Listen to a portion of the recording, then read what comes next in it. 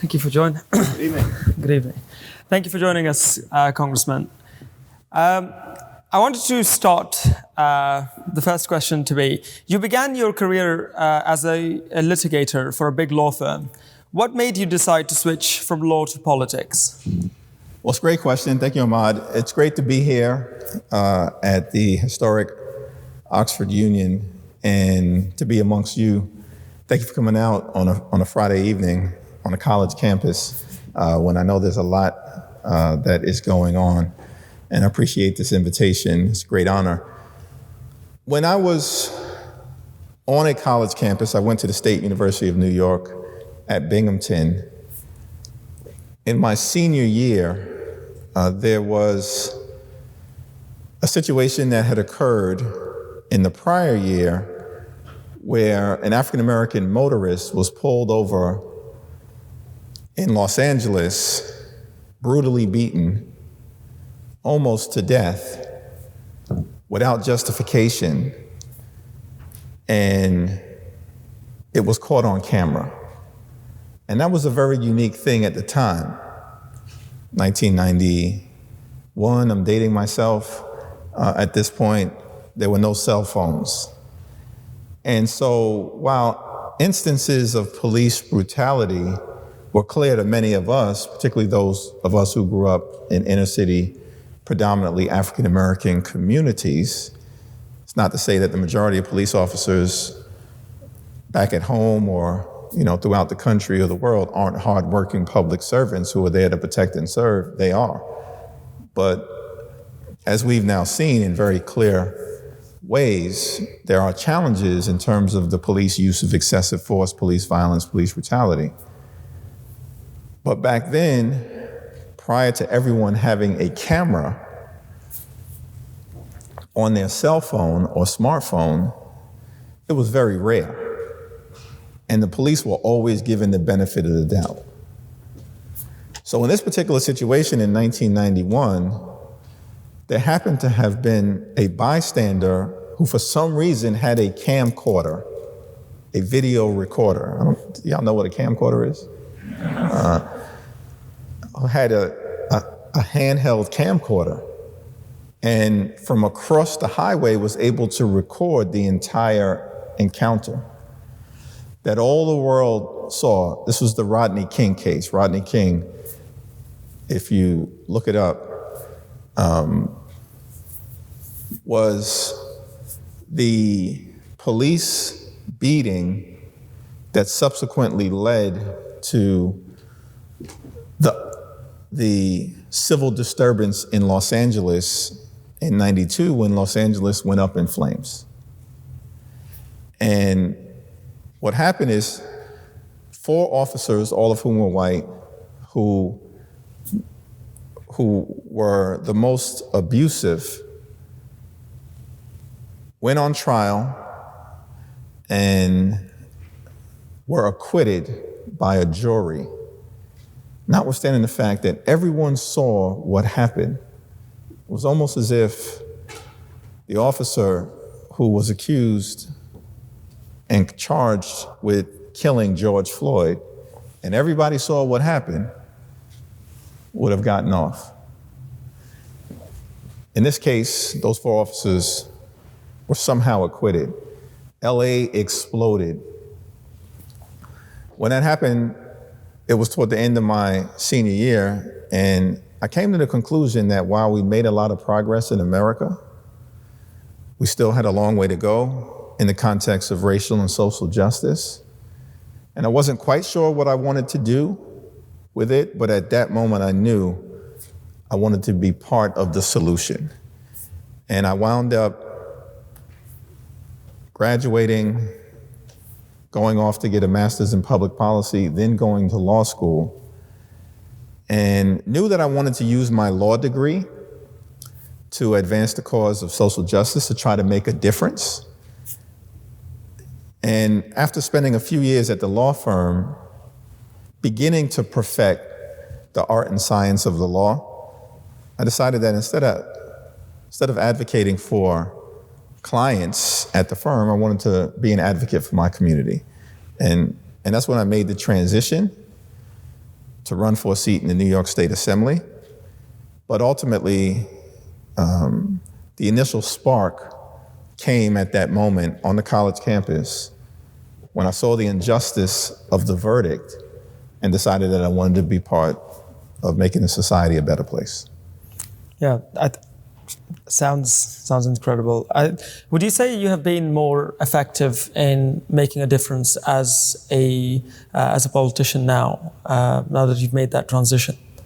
Well, I think that being in office at any level of government provides such a unique opportunity in that, you really have the opportunity to make a retail difference and then hopefully also a wholesale difference. A retail difference, in the context of you have a constituent, he or she has a problem. It could be an immigration problem. It could be a government benefits problem.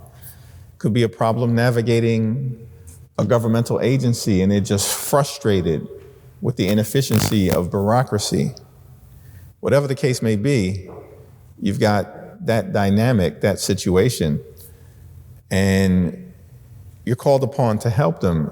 And that's one of the best feelings in the world when you can address their challenge. But then there are also wholesale opportunities that you have to impact the budget or pass, transformative, hopefully, legislation or be part of that effort where you affect, thousands or tens of thousands or hundreds of thousands or millions of people. And that also, I think, is gratifying as well. Yeah. So on the political side of things, you're chair of the House Democratic Caucus. The House Democratic Caucus is politically very diverse. So it's ranging from centrist to democratic socialist. How do you balance the interest of such different and sometimes even opposing groups? Yeah, the House Democratic Caucus is incredibly diverse in every possible way. In fact, over the last two Congresses, the Democratic Caucus in the House is the most diverse legislative caucus in the history of the country. And over that period of time, starting with the class of 2018, when they were elected, giving Democrats the majority, had more women serving in Congress than ever before, more African Americans, more Latinos, more Asian Americans, more members of the LGBTQ community, 2 Native American women elected for the first time in American history in that class of 2018. One, Sharice Davids, still with us. The other, Deb Haaland, is now the Interior Secretary. And so we're incredibly diverse as a caucus on race, on gender, on religion, on sexual orientation, on life experiences, on region, and on ideology. But I think we lean into that dynamic and believe that it's what makes us the most authentic representatives of the American people, because we broadly reflect in the widest possible way the diversity in every possible way of the American people. Now, that doesn't mean that we always agree. Sometimes we agree to disagree while trying to work to find common ground and arrive at the highest common denominator, which is always the driving objective. But for me, I'd much rather be part of a coalition than a cult. If you're part of a cult, and I'm not saying there's cult-like activity going on in Washington, D.C., you can draw that conclusion yourselves, but Senator Bob Corker, conservative Republican from Tennessee, during the early days of the previous president, said, this is turning into a cult. That's not Hakeem Jeffries from the People's Republic of Brooklyn. That's Senator Bob Corker from Tennessee, Republican. I'd much rather be part of a coalition than a cult, but it's harder. Because if there's at least cult-like behavior, you just take orders from the cult leaders, no matter how reckless, irresponsible, divorced from reality, dangerous. The orders are, the cult leader says it, you do it. Whereas in a coalition, you got to work out these differences, including different ideological perspectives, the center left, the left, the furthest left. But all driven by the same values. What we like to say is fighting for the people is what brings us all together to try to reach the highest common denominator. Yeah, just sort of like following up from that, I mean, looking ahead to the 2022 election, some political commentators have argued that the Republicans are going to win both the House and the Senate. Do you see the Democrats having any chance of victory? And if so, how so? If not, how do you plan to operate as a political minority?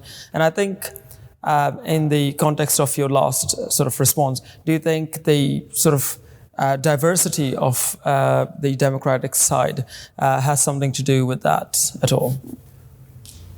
Well, first of all, I have no plans to operate as a political minority because I think we're going to do everything possible. I know you had to ask the question, but we're going to do everything possible to make sure we hold the House and the Senate. Now, I understand the basis of your question because traditionally, midterm elections in a president's first term, when that president's party controls the House, the Senate, and the presidency, I think the average loss of seats in the House is around 27. So mathematically, this is complicated,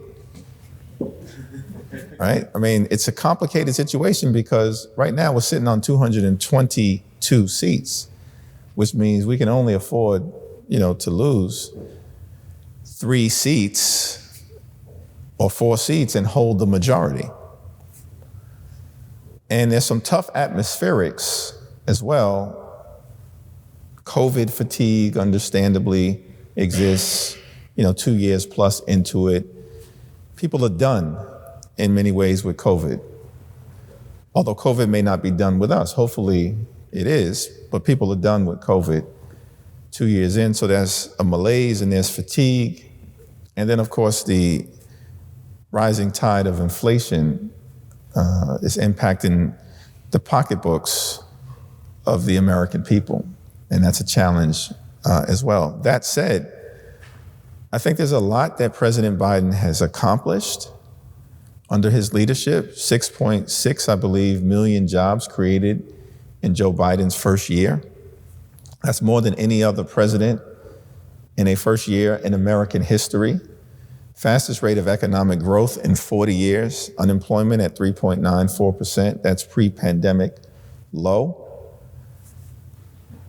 We've had a situation where when President Biden first took office, 2 million Americans were fully vaccinated. 1 year later, more than 200 million Americans were fully vaccinated. Our infrastructure is in desperate need of repair. In Washington for decades, they'll tell you every other week was infrastructure week. Every other week, and nothing ever happened. But under President Biden's leadership, we had a historic investment in our nation's infrastructure to fix our crumbling bridges, roads, tunnels, airports, mass transportation system, clean water in every community, universal access to broadband and high-speed internet, particularly important in the digital economy. Those are just the highlights of his success, including a historic child tax credit that cut child poverty nearly in half during the last 6 months of 2021. So we have a record of accomplishment to run on. I think most would agree we have to distill it and do a better job of communicating that record of accomplishment to the American people, sympathize and empathize with the circumstance that people find themselves in, COVID, fatigue, and inflation, articulate a vision for pulling us out of the final stretch of COVID, hopefully, and lowering costs for everyday Americans, and I believe we have a fighting chance to win. And the other side is a mess at this particular point in time. So we'll be able to draw a contrast as well. Yeah, well, you've kind of answered like the question that I was going to follow up after that in terms of like the elections was whether it's to do with how the Democratic Party is usually accused of sort of being too focused on social issues and not as much on sort of like economic issues. And I think in the accomplishments that you outlined, you shed light on some of the economic things that Joe Biden has worked on. The next thing that I wanted to ask, which is moving towards the former president. Recently, Donald Trump and some of his children were recently subpoenaed by the New York Attorney General. Do you believe that Donald Trump committed criminal acts? And if so, would you support locking up Donald Trump? Well, I support making sure that we hold the former president accountable to the fullest extent of the law, because in America, just like in the UK, no one is above the law. And that includes the President of the United States of America. Now, I have said on the record, and believe it to be the case, that during the previous 4 years under the prior president, 1600 Pennsylvania Avenue was an ongoing crime scene. And certainly there were multiple impeachable offenses that he committed, one of which I participated in the trial to try to hold him accountable, and that, perhaps we can get into this, related to the events that we're seeing unfold right now in Ukraine. And then, of course, he told a big lie around the 2020 election and incited a violent insurrection, and also may have tried to criminally alter the results in at least Georgia by pressuring the Secretary of State to find votes that didn't exist. And then there are a whole host of other financial improprieties that are being investigated. My advice has really been publicly, having spoken to these prosecutors privately, of course, but publicly, I just expect that they're going to follow the facts, apply the law, be guided by the Constitution, and let the truth fall where it may. Well, that's understandable. I'm just quite dubious of how, about the biases of a former president versus an ordinary person. If it was someone else, I believe it would have been a lot more different.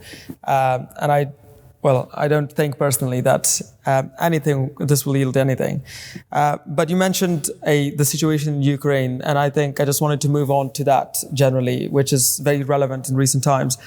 As we speak, Ukraine suffers the wrath of Russian invasion. Should the West, particularly the US, be blamed for not responding earlier?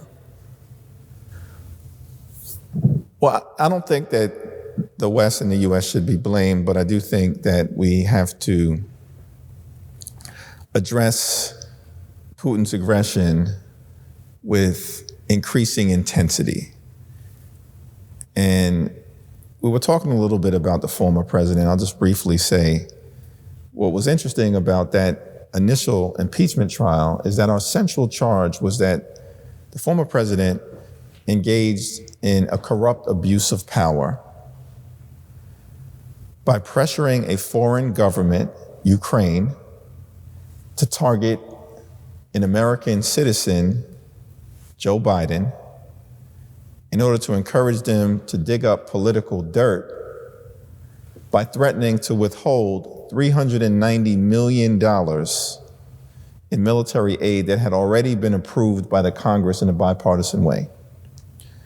Knowing that Ukraine desperately needed that aid because Russia had already at that point invaded Crimea, had guns and malignant designs on doing further damage to Ukraine,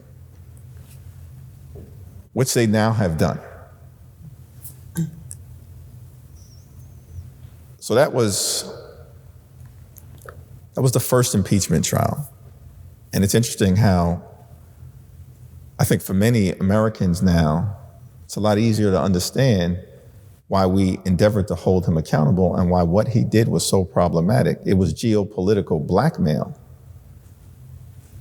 And now we're seeing the basis of why he engaged in that blackmail, because he knew how much pressure Ukraine was under even at that point in time.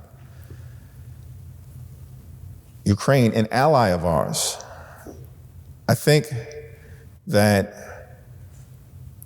it's important, for us to stand up to a bully and an aggressor. But we have to stand up to him in a responsible way, so as not to trigger, I think, as President Biden has indicated, World War III. So it's a difficult balance, in part because some believe that Putin is reckless and unhinged. And at the same point, we can't allow him to run roughshod over a democracy in an independent country. I do think that making sure that the sanctions regime is the most onerous in world history is merited at this particular point in time. Maximum pressure on Putin. Some may say he doesn't care about the Russian people, but he does care about the oligarchs and his money. And that's why I think the strategic targeting of the oligarchs, freezing their money, their assets, many of which are located in the West, here in the UK and beyond, perhaps limiting the ability of Russia to participate in the international monetary system as best as possible, one of the things that's being contemplated, isolating them in the world, are all things that should be on the table. And also making sure that there's a meaningful presence of American troops in the NATO-allied countries that are in that immediate neighborhood. All steps that I believe the administration has either taken or are contemplating taking in the next few days, the next few weeks. Well, I think I would say that I sort of, first thing that comes to mind is that when we speak about the oligarchs and freezing their assets, I feel what one would argue that it is perhaps difficult to connect those to the government for many reasons. And for that reason, it would be difficult to just go and just like freeze an oligarch's sort of assets in the UK. But I think generally, I want to say that we've seen that the economic sanctions do not actually deter Russia at all. They're going to continue whether they get more intense or not. Does the US intend to take any further sort of actions, any different actions to the economic sanctions, perhaps military action, or will it refrain from that? Well, let me just respond to your initial skepticism. This is, in fact, perhaps the world's greatest debating society. And I do think that, one, when the Soviet Union collapsed, you had all these state-owned assets. And there are many objective observers who believe that there was a corrupt bargain that was struck. State privatized these assets, fell into the hands of many oligarchs, some I'm sure legitimately grew their wealth, others, inherited as part of a corrupt bargain that then financed the ruling elite in Russia, which now includes and has for the last 20 years, Vladimir Putin. There's some who believe he's also, Vladimir Putin, though he's a government employee, one of the wealthiest men in the world because of the corruption and the connection between him and these oligarchs. Even though he's not in private industry, how is he one of the wealthiest men in the world, possibly? So there's a lot of interconnectedness, and I think the US has got, along with the West, intel and visibility into this web that exists between Putin, the oligarchs, and Russia. Just in the same way that we saw the United States and the West be able to basically declassify intel and say, we know he's saying he's not going to invade. We know he's saying he's drawing down troops and backing them away. He's doing the exact opposite, make sure you get out of Ukraine if you're an American citizen, because he's going to invade in the next few weeks, if not the next few days. And the U.S. was correct. And if they had that level of intel, the intel community, I think there's a lot of information that's known about the interconnectivity with the oligarchs, which is one of the reasons why you're seeing this maximum pressure effort. Whether it'll work or not, of course, remains to be seen, but I think it is the next most important step to take. I don't support the use of troops on the ground in Ukraine right now. I believe the president is correct to have refrained from taking that step in terms of escalation, but I think he's taking the next best step, which is to make sure that the American military presence in the region, in the neighborhood, Poland and beyond, is increased, and that we will continue to increase our military aid and assistance, direct military aid, including lethal weapons, to Ukraine now that they're in a hot war. Well, one would say that perhaps providing weapons to the Ukrainian military is a sort of military involvement, but a sort of sneaky proxy war against Russia in that region. But do you not think that firstly, that the American sort of like intervention in this, the US is seen as the guardian, at least they portray themselves as the guardians of the world. And in this situation, the sanctions we've seen are not working. I just want like a snappy answer as best to what would be the next steps after the most intense economic sanctions that you have done, and still it doesn't yield anything. Because if it is the case that these sanctions don't yield anything and they still occupy Ukraine, then that means we're just letting them take Ukraine. Is there anything planned? Well, I think I'll be back in the States in the next couple of days. I look forward to hearing what the president has to say, both at the State of the Union address, which he'll deliver on Tuesday, and I'm sure he's going to now dedicate a significant part of that speech to the war in Ukraine. So I don't want to get out ahead of any public pronouncements that he may put forward. But I do think we are going to have to address this issue with the intensity of being, I wouldn't say the United States views itself as guardians,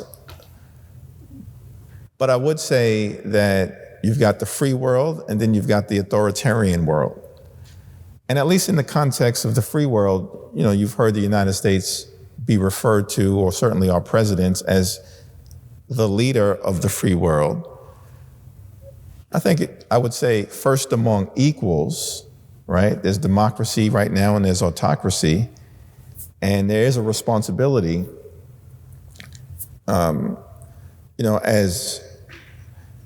as a robust democracy. I guess India would probably be the largest democracy in the world in terms of population, but as a robust, long-standing constitutional republic, century after century after century, there is a responsibility.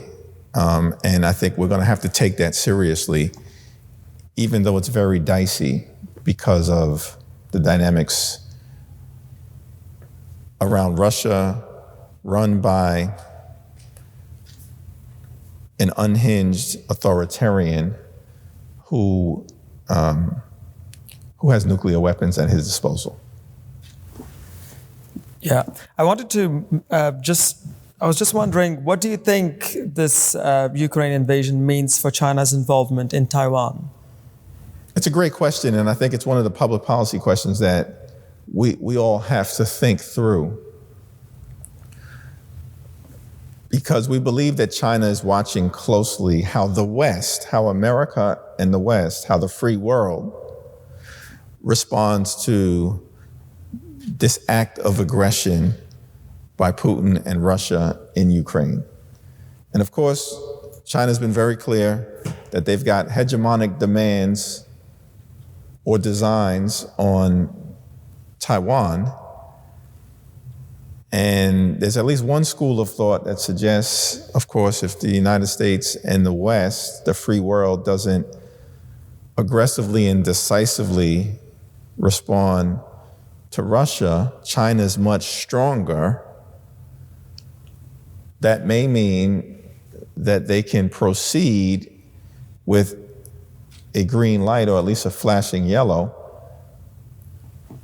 and take more aggressive steps as it relates to Taiwan. That's a legitimate concern, and something that I know policymakers back home in the States are thinking through in terms of wanting to get this right for the sake of the Ukrainian people, for the sake of the principles associated with democracy and the premise of free and fair elections and government of the people, by the people, and for the people, and for the sake of what it means as it relates to sending the wrong signals to China.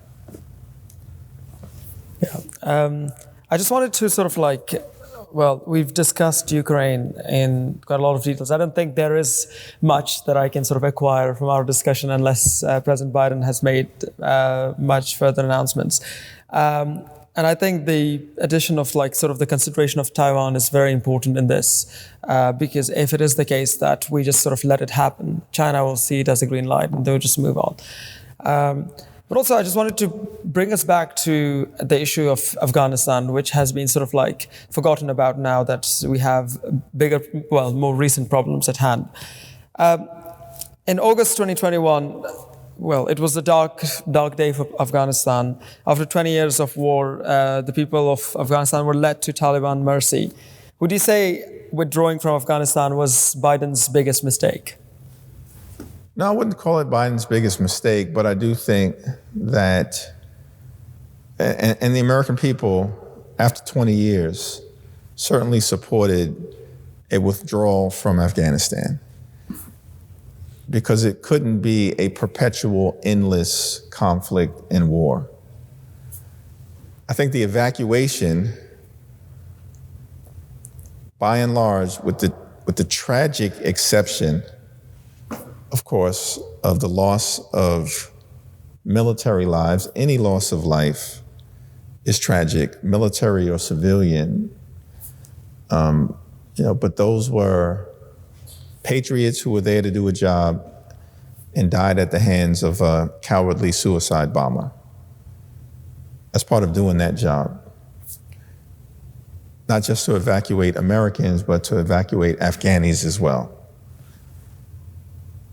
And I think the president has spoken to that pain of that moment with a sincerity and a heart that he brings to these type of tragedies, because he's experienced human tragedy. I do think we have to continue to do everything possible to try to make sure that anyone who is under threat in Afghanistan from the Taliban can find safe harbor.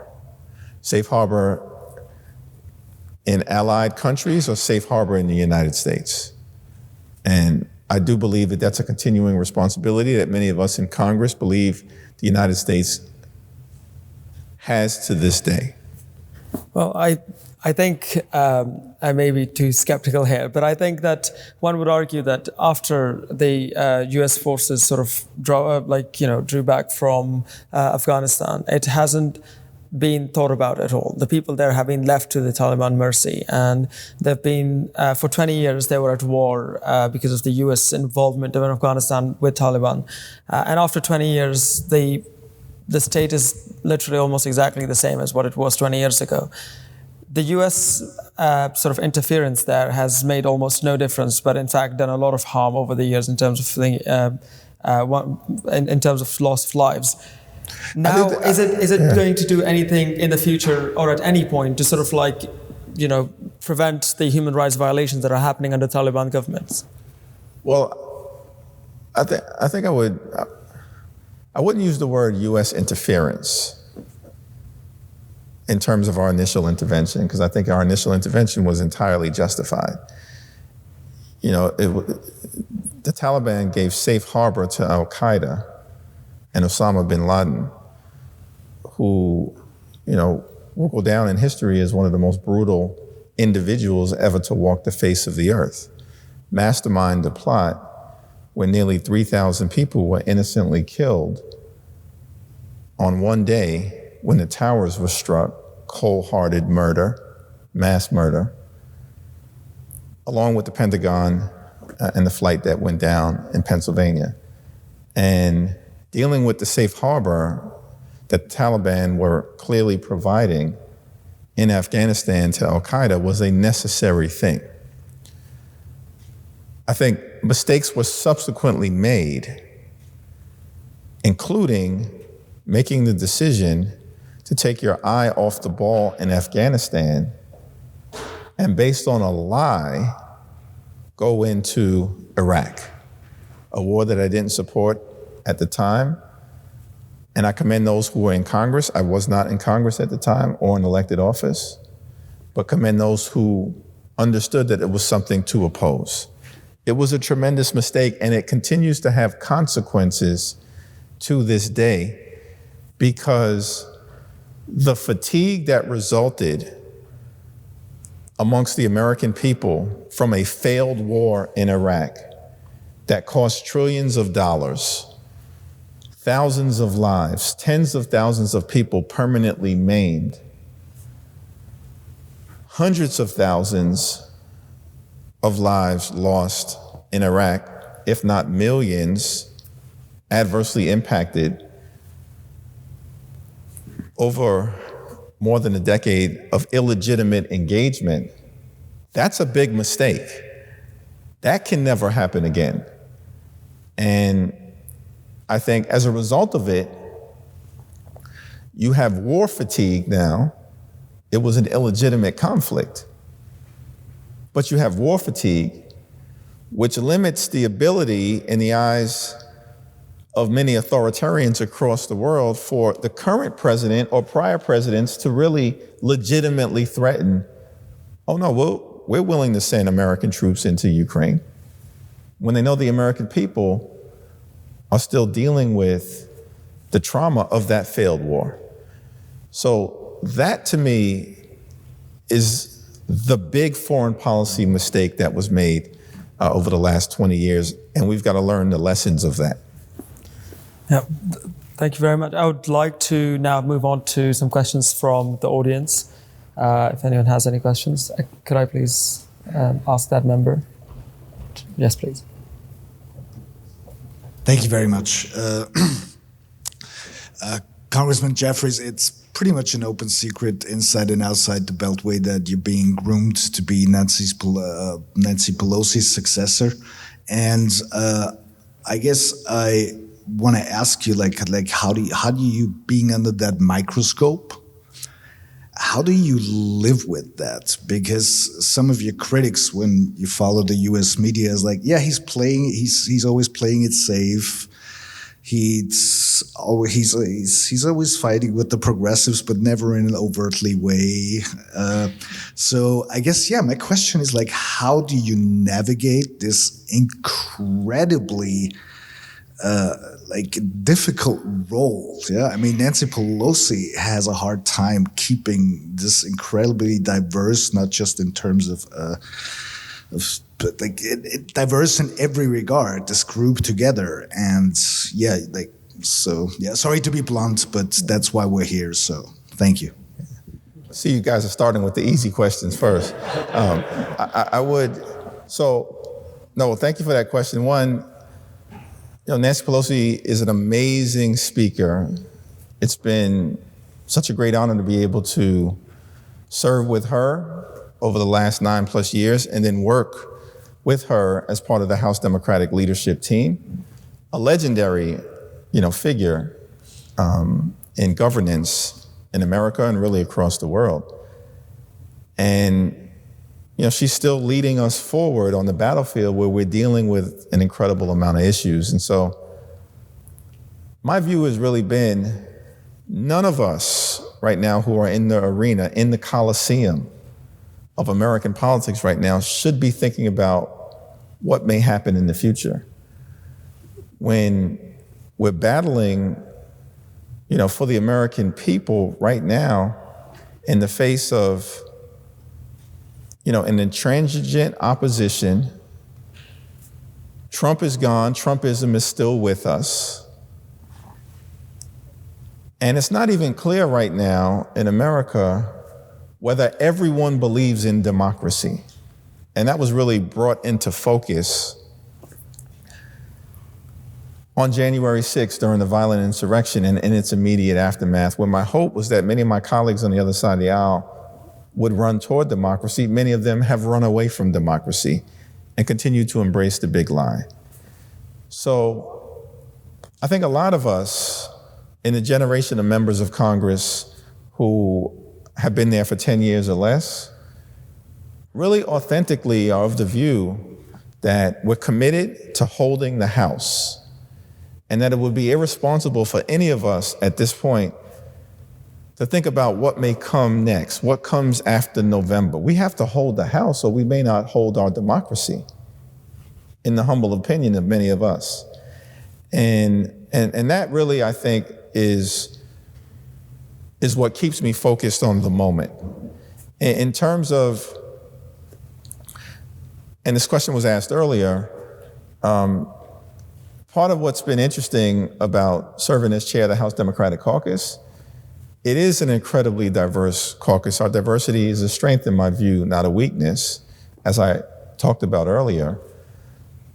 And trying to find that common ground is something that I think is a day-to-day challenge, but one that I embrace, because the framers of the Constitution were very clear.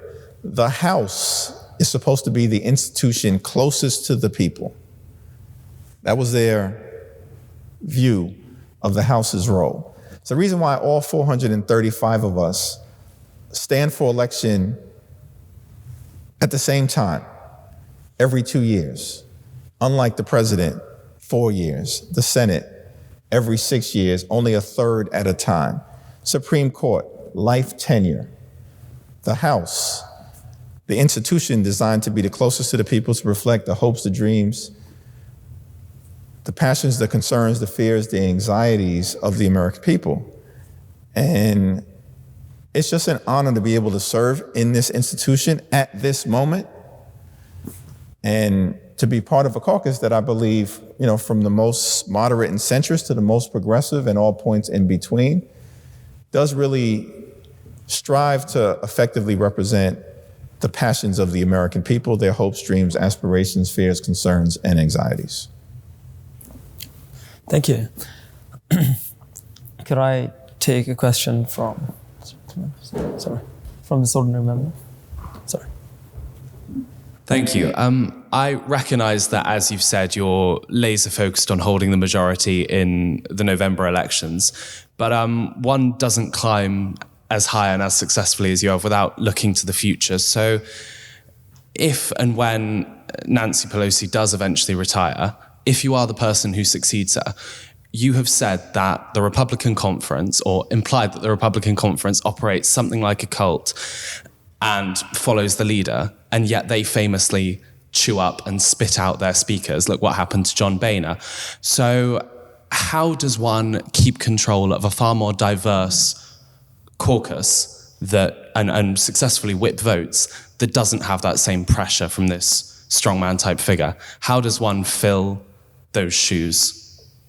Well, I can talk about it from the perspective of sort of the moment that we're in right now. And in the House, we really don't have the luxury, I think, of thinking about 2, 4, 6 years into the future. We're on 2-year cycles. And the Congress and the nature and makeup of the Congress really changes every 2 years for us. By design, right? By design. And, and we lean into that. I think what keeps us together as a caucus is that I think what makes a House Democrat at the end of the day is that we fight for the people. 3 words. We fight for the people. That authentically captures at our best who we are.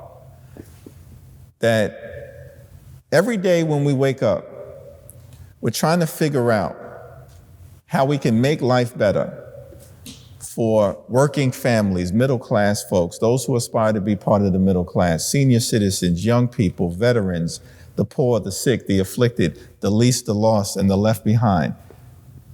That's us, House Democrats, at our best, from the most progressive member to the most centrist member. May not always agree on the means to achieve that result, but are all in 100% on that result, that we fight for the people. So it's really the values that hold us together while embracing debate amongst ourselves to try to get to the best possible solution in public policy.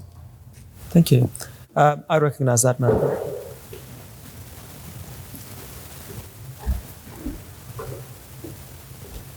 You spoke about making the transition from corporate law to the state assembly.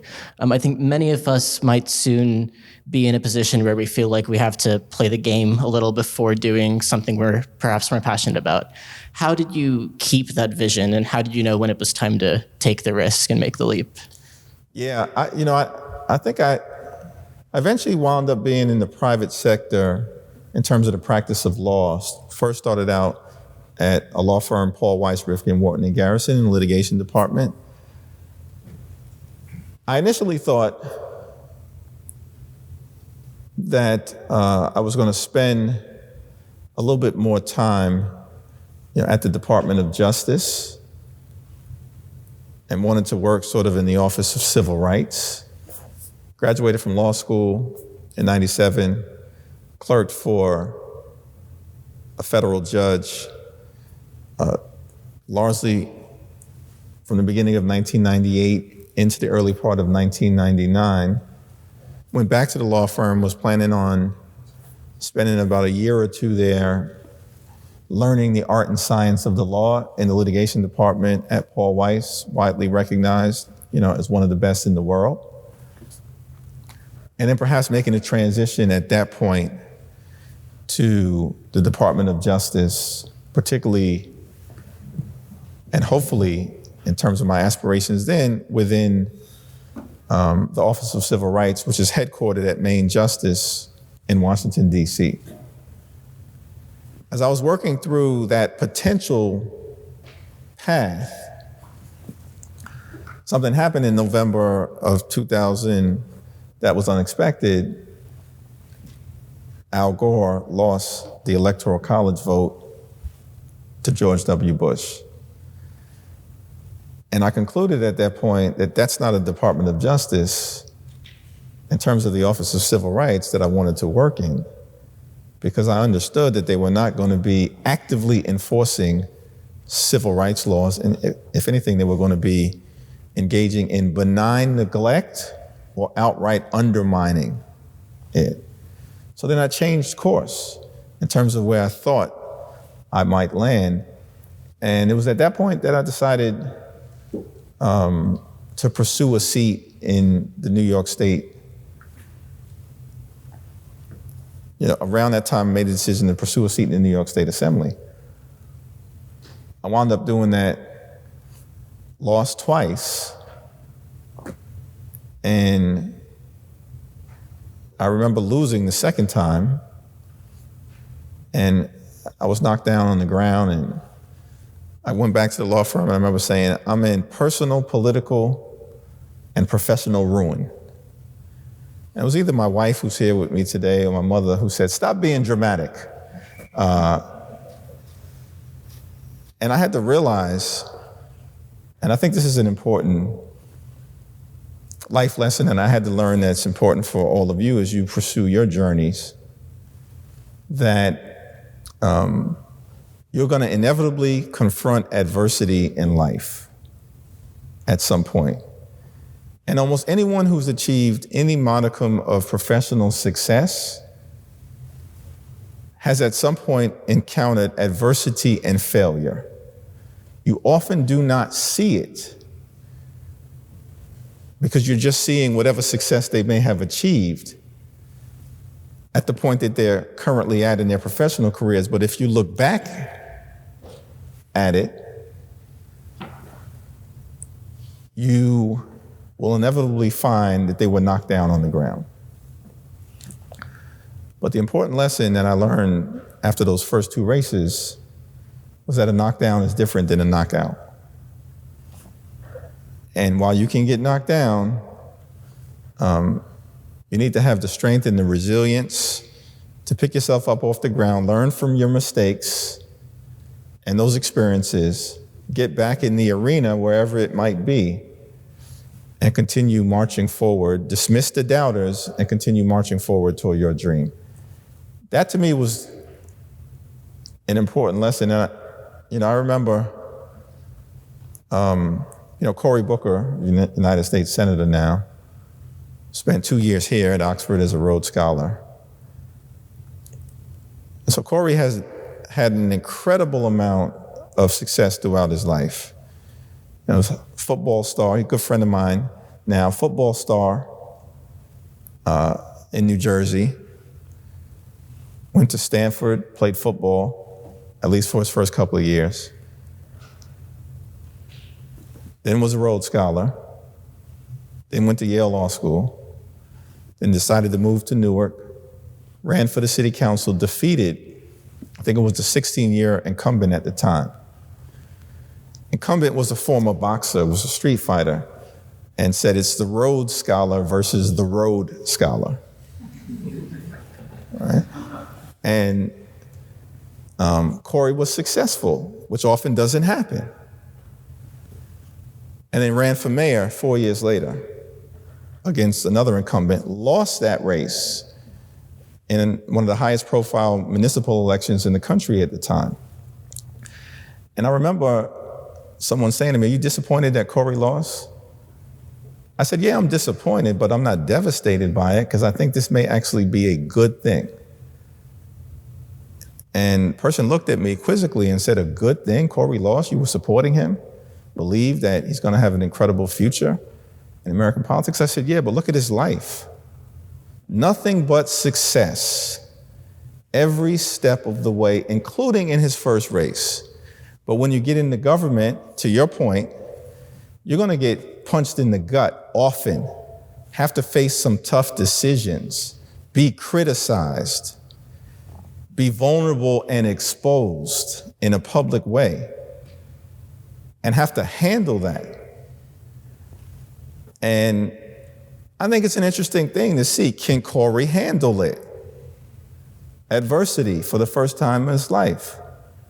Because now he's knocked down on the ground. Is he just going to be knocked down or is he going to be knocked out? I believe it's just going to be a knockdown, but let's find out. And 4 years later, he came back and won. And the rest is obviously history. And that's the case with almost anyone in any field of human endeavor who has achieved success. So embrace the adversity as you move forward. Even if you make an initial decision to transition and it doesn't work out. The most important quality in achieving your dream, I believe, because you're all naturally talented and brilliant and hardworking. You wouldn't be here if that wasn't the case. It doesn't mean you're immune from adversity. Keep persevering, and you'll achieve the success that you want to achieve and make a difference in this world. Thank you very much. I think that'll be it for questions for tonight. We really thank you a lot for coming today and having a very interesting discussion with us. It was also good to discuss some of the recent issues that have arisen in Ukraine and the older ones, Afghanistan and all of those. And we're very grateful to you, so we would like to thank Congressman Jeffries again for coming here.